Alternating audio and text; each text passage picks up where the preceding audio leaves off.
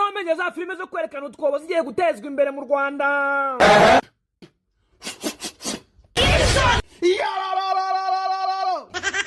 Isimbi Noeline wa undi wamenyekanye muri za filime zo kwerekana utwobo bashingura minayizi dukunda kureba mu masaha y'umugoroba.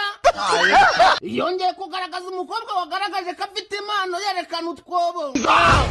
Akavuga yuko agiye kujya mu managing akareba yuko yagenda asakara ku mbuga na za nyirakabugabuga ku mugani wa Rumaga. Uyu mukobwa Isimbi Noeline wa Kasamu twagiye kumanagingira ko bakaba ari DJ Sonius. Akaba yaramuciye iryera ubwo uyu mukobwa bita DJ Sonius yari ari kudija muri arena. Maze umunyamakuru w'inyarwanda yagira gutya ngo agiye gufotora umukobwa uri kudija akifotorera kakobo kajya gataha mifuku. Isimbi Noeline nawe yaciye akenya kibona kobo katazutse aragira avuga ataka kobo naga